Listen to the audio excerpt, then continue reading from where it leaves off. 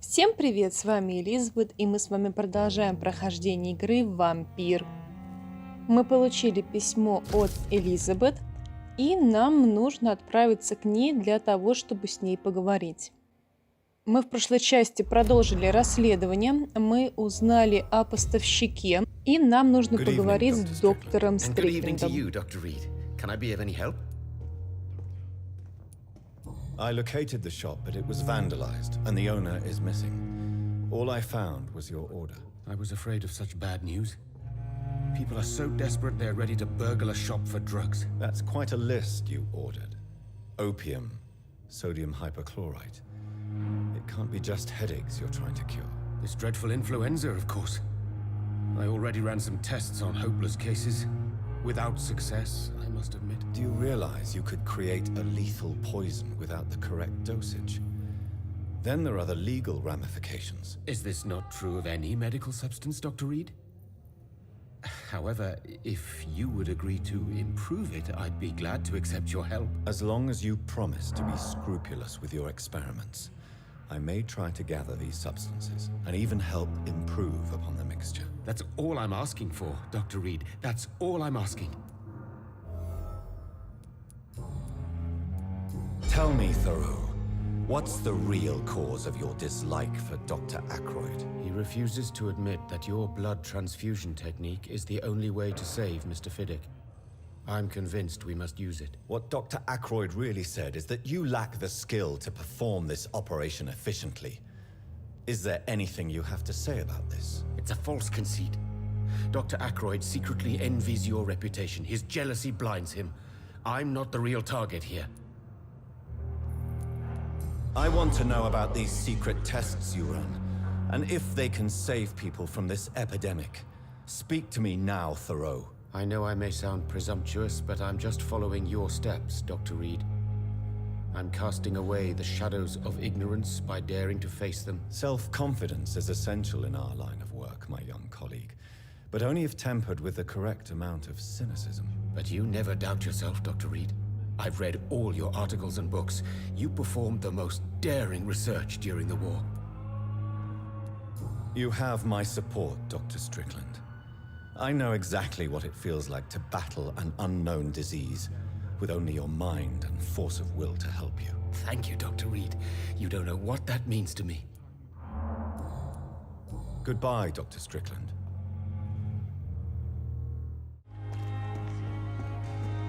Good evening. I'm Dr. Reed. Always a pleasure to meet a colleague, sir. Especially when he was supposedly dead. A colleague? Are you a doctor too? Not anymore, sir. I used to be Dr. Rakesh Chadana. Now, I'm just Mr. Chadana, pawnbroker and humble guardian of this morgue. What do you mean, you used to be a doctor? Was your license revoked? No, sir. It is just that I like to be precise. I run a little pawn shop while taking care of the dead. But I used to be a real doctor. Are you afraid or uneasy being surrounded by so many corpses? Why should I? These bodies are empty vessels. Flesh left to decay. Poof. No soul anymore. All gone. An interesting point of view. And quite an exotic one, too. Most people fear, or at least have a respect, for dead flesh. Sir, as a medic during the war, I learned to face my death and the death of others. It's the pain we have to tame, not death itself. How did you get this job? After I left the army, I worked as an undertaker down by the docks. A dangerous place with many an unpleasant business there. Milton Hooks helped me get a job here. Have we met before? I don't think so, sir. Why? When we first talked, you said you were glad to meet me since I was reported dead. Funny story, sir. Your sister came here a few nights ago. You were missing, and she was looking for your body. She must be very relieved now. Do you work here alone? Yes, very easy work, sir. All I have to do is watch a few bodies. The situation was very different when the main morgue was still open. Why do you have to watch these bodies? Because these poor fellows have no names. We keep them in case someone comes looking for the missing. Sadly, very rarely happens.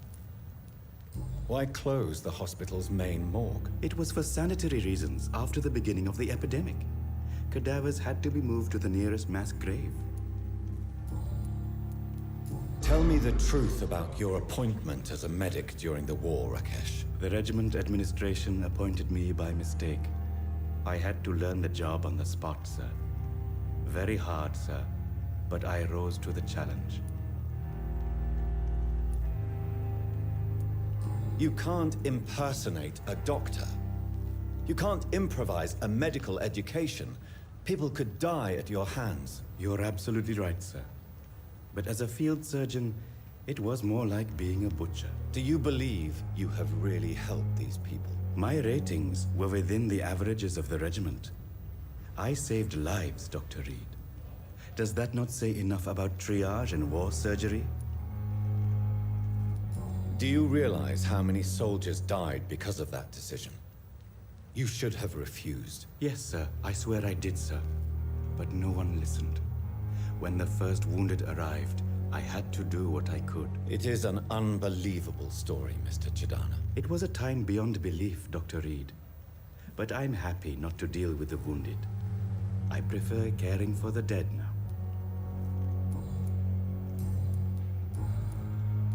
A pawnbroker? I expect you get all types of people here. Yes, sir. All kind of people. For I sell all kind of goods. Who comes here to trade with you? It's very unhygienic, even unsafe. Diseases can spread. For the customers, for the hospital. I'm very cautious, sir.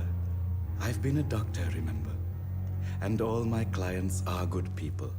In fact, I think I only know good people. What kind of goods? With the quarantine, it's not always easy to buy things. So I trade, I exchange. Some people sell, some others buy. I like to help. Since you're not afraid of dying, do you believe in life after death, Rakesh? No. I believe we must do all the good we can while alive. For our time is short, and the obstacles are endless. Do you think you would enjoy immortality as a concept? I don't think so. Don't mistake me. I love life, and I'd like to live a long life. But everything has to decay, sir. Even goodwill. Do you need medical attention? Well, the proximity of the dead is not the most healthy company. Even if the quiet can be appreciated. Don't take too many risks with your health, Mr. Chidana. None of us are immune to this disease. And that is a good thing. Death and disease is a constant reminder of our mortality. But you have my thanks, Dr. Reed. Goodbye, Mr. Chidana. Tomorrow, more bodies will arrive and then sadly depart. У нас было очень много больных в Пембрукской больнице. Я их сейчас вылечу за кадром и покажу только диалог с доктором Тора Стриклендом.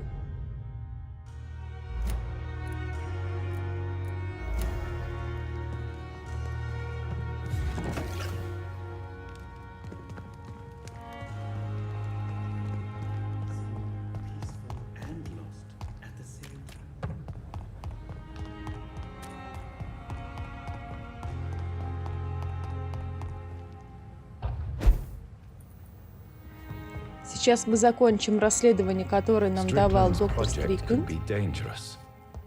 I have a mind to report him to Dr. Ackroyd.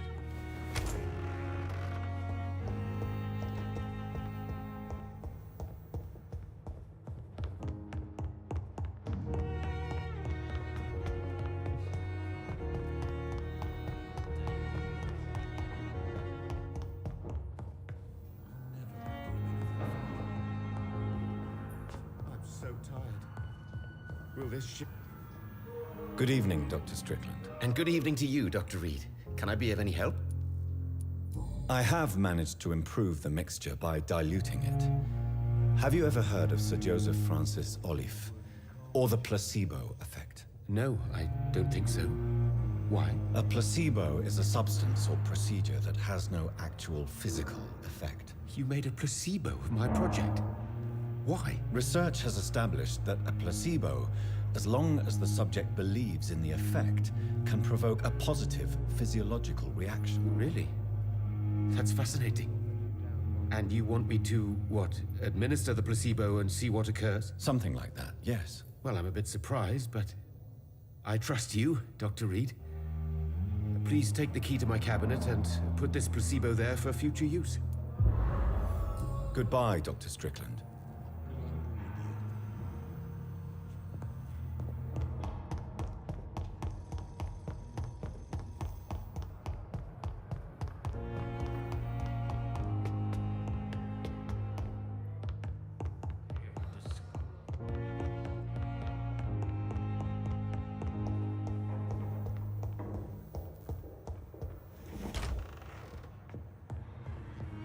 At least Strickland can't kill anyone with this formula.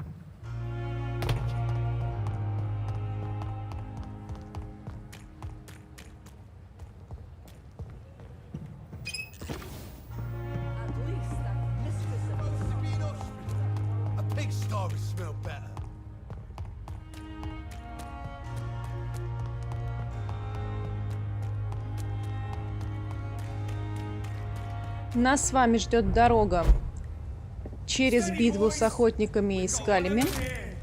Здесь мы как раз можем воспользоваться немного своей хитростью и использовать зверя со скалем для того, чтобы они подсняли урон охотникам, и мы могли более спокойно, без особых потерь, пройти этот участок, потому что дальше нас снова ждут охотники.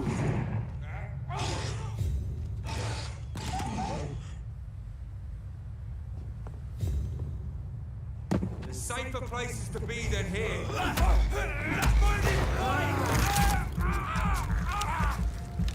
Murdering bosses!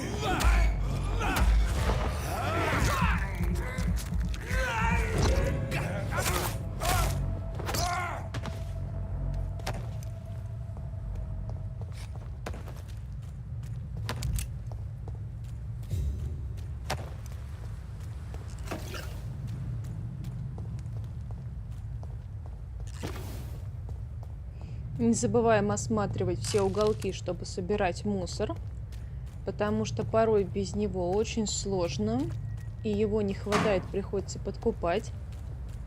А сейчас нас должен ждать разговор с нашим создателем.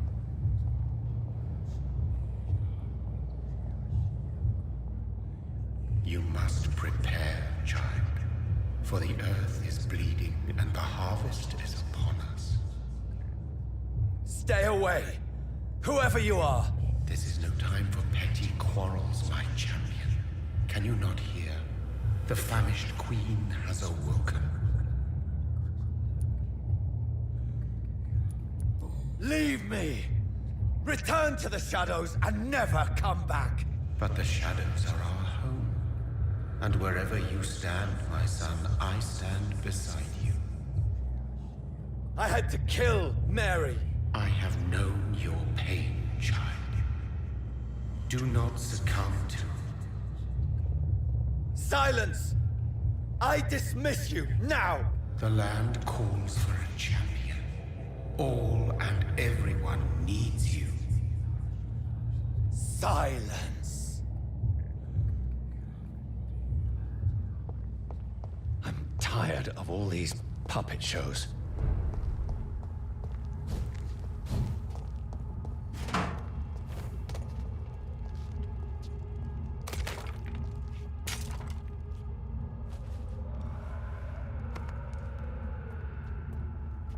They want war. I'll show them war. Whatever this poor woman is, nobody deserves this kind of punishment.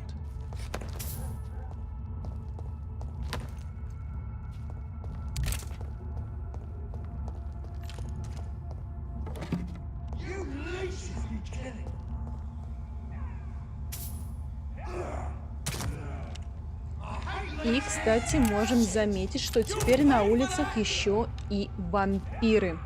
Как раз с одним из эконов сейчас эти охотники сражаются. Вампиры самые такие неудобные противники из всех, потому что они используют свою силу, так же, как Джонатан может использовать свою. И это очень сильно мешает.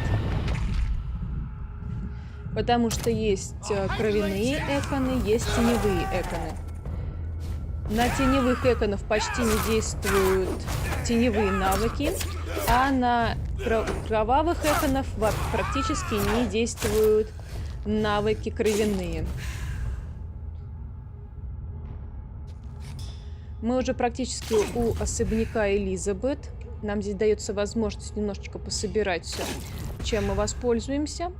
И сейчас нас ждет беседа с нашей милой Элизабет. Беседа будет долгая, но очень познавательная.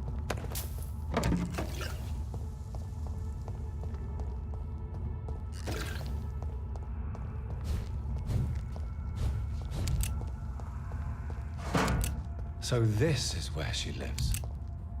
What a splendid house.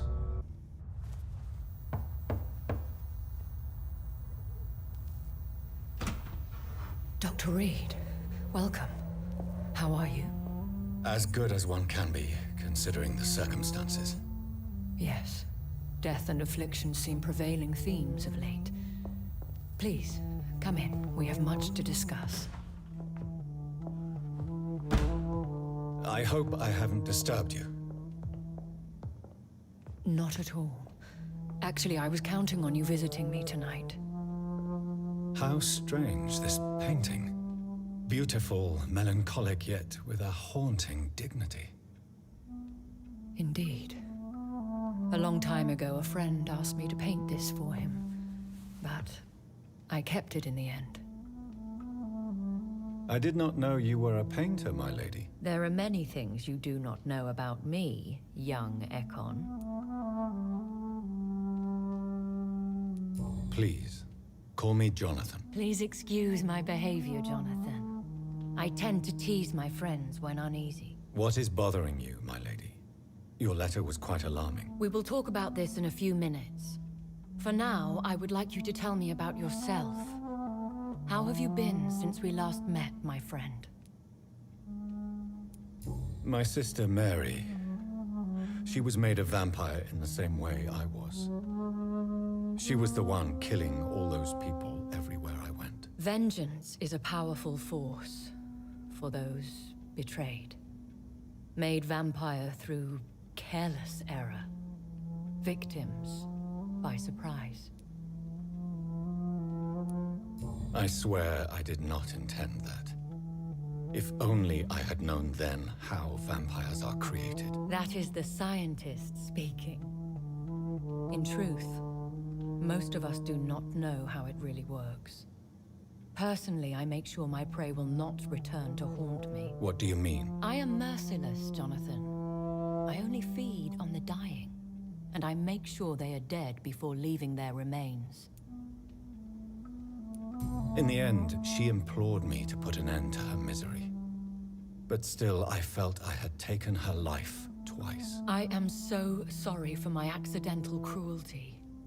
Had I known your dear Mary was still alive, I would never have sent you to pray for her soul in that church. There is no need to apologize, my lady. Your words have been most helpful in these difficult times. Thank you, my friend. If only we could have guided your poor sister through her terrible nightmare. I came to the conclusion that my maker, whoever he might be, must be a powerful vampire. Certainly extremely old. How have you reached this conclusion?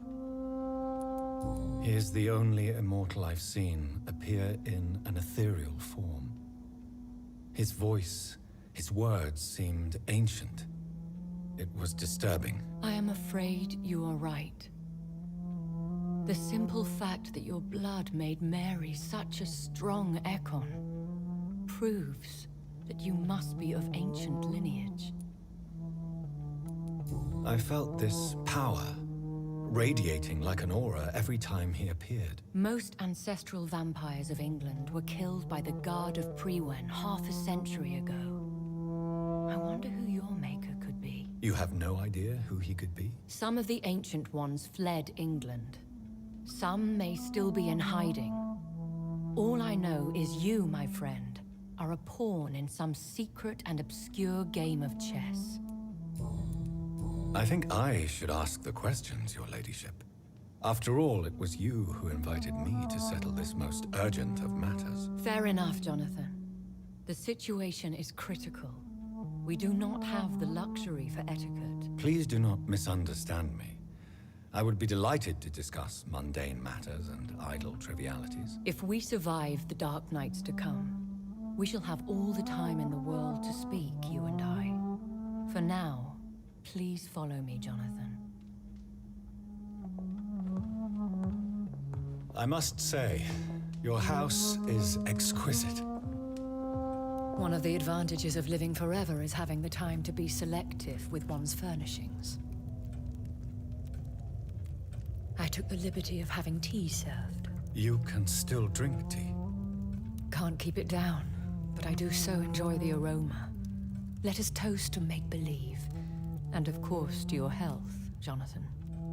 And to yours, my lady.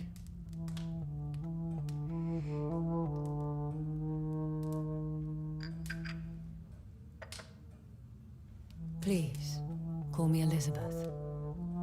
So, my lady, why truly did you invite me here? I've been asked to deliver an official invitation to meet the Ascalon Club. Who are they? Really? They are the embodiment of vampire law in Britain. Some say they influence the destiny of the Empire. Some believe they merely protect it. How many are they? Only a small number of powerful and deceitful immortals.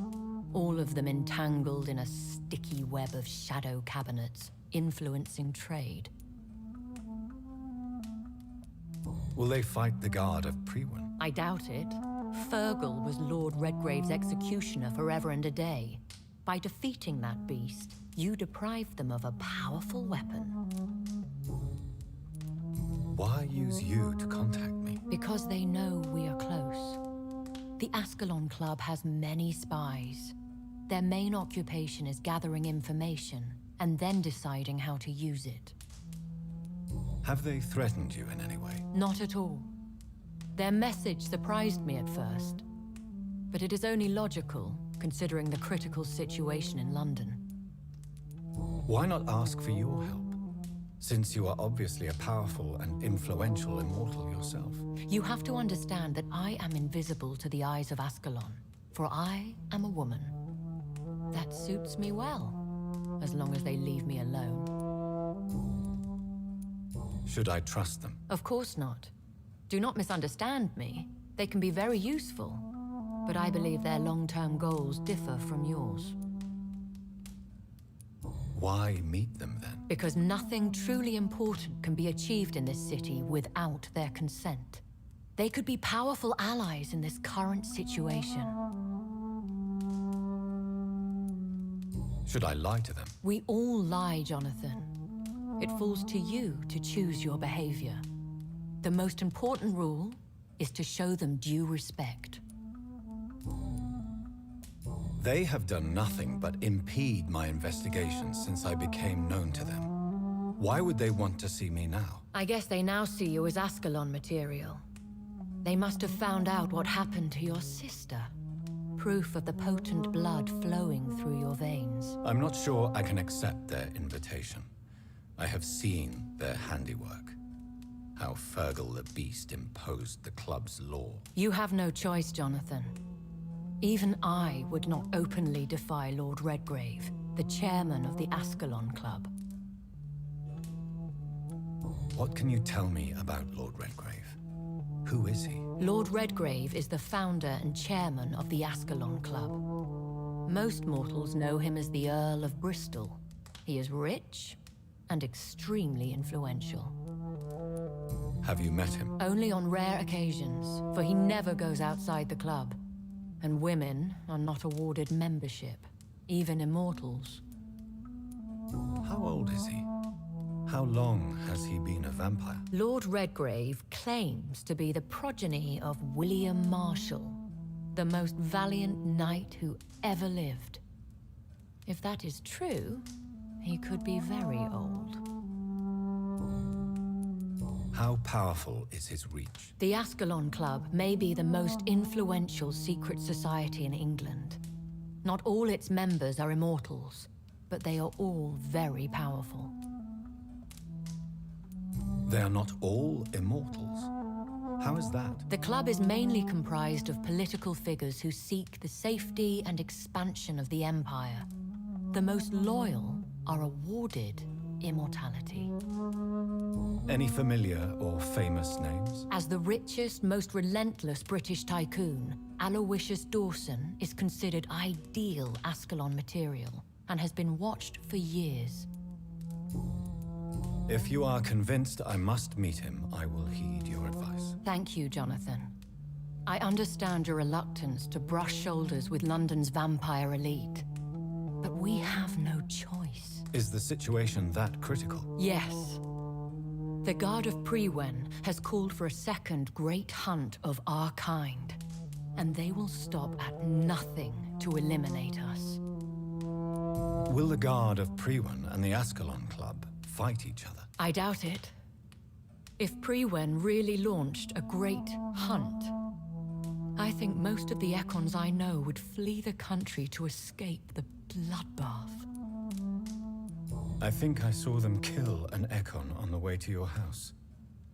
They seem to have a list with names. To launch another great hunt, they must have collected intelligence on vampire identities and whereabouts. They are a resourceful lot. Should we fight back? I will not be hunted down like an animal again. I admire your courage, Jonathan. But the best way to fight them is to put an end to the epidemic. This is the only way to clear the air. What is a great hunt? The first great hunt was launched about 75 years ago.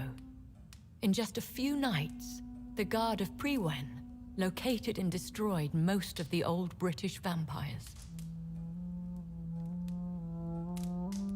Why start a second one? Prewen has always seen us immortals as a threat to mankind.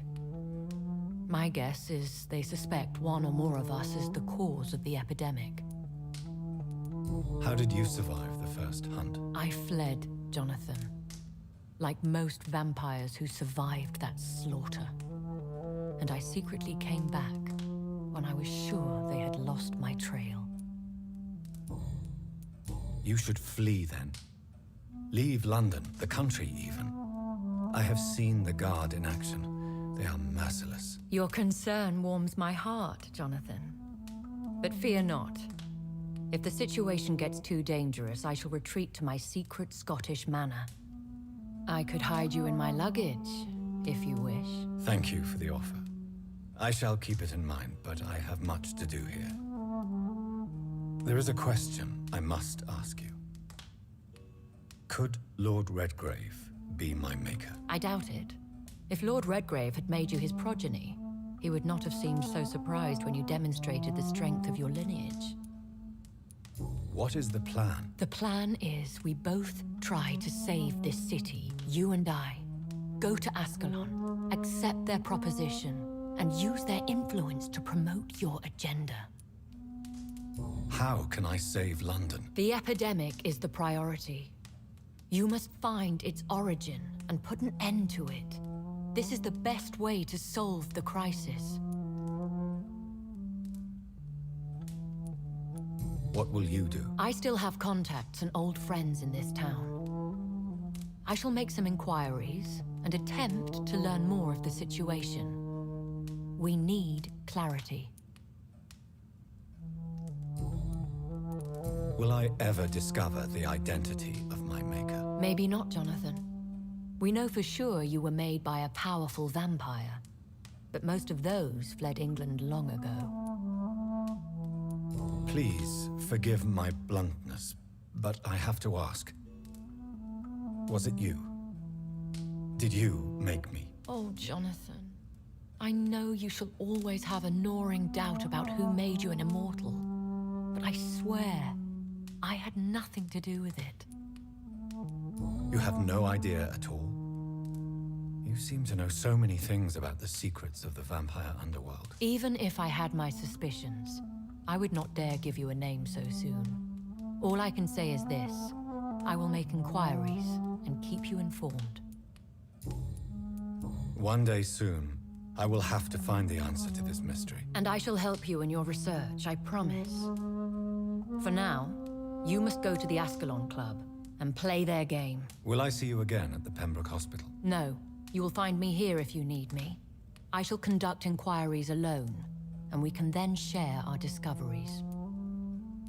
Will you not visit Pembroke again? No, I must remain discreet and avoid attracting attention to Pembroke Hospital for the time being. But how will you sustain yourself? I shall not, Jonathan. Fear not. I'm used to it. When will we meet again? As soon as you meet Lord Redgrave, I suppose. Fear not, my dear. I shall only be a heart's beat away. I want to thank you for all your support and your help, my lady. Could you do me a last great favor and call me Elizabeth? I should be honored, my lady. Then it is settled. Finally, some good news in these dark hours. Thank you. I appreciate the advice. I had best prepare myself to meet this Lord Redgrave now. How thrilling to meet the Earl of Bristol in the flesh, so to speak. Something tells me you're not very keen on the man. Don't get me wrong. The gentlemen of the Ascalon Club are honorable, but their attitude and opinions are somewhat antiquated. I see. As long as they deny access to female applicants, I will leave them to their antediluvian considerations as to the natural order of things. Jonathan, promise me you'll be careful. Of course. But why the fear in your voice? Look at me, Jonathan. I am. I mean, really look at me, young Ekon.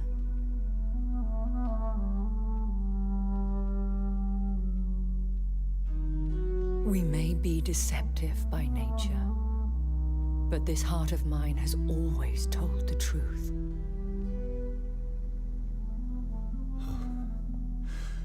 Elizabeth. Go, my friend. But come back to me soon.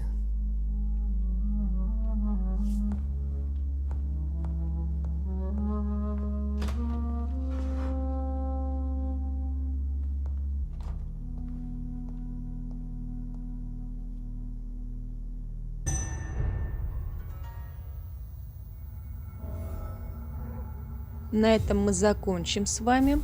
Отправимся в Эст-Энд мы уже с вами в следующей части. А на сегодня все. Всем удачи, всем пока. Увидимся в следующей серии.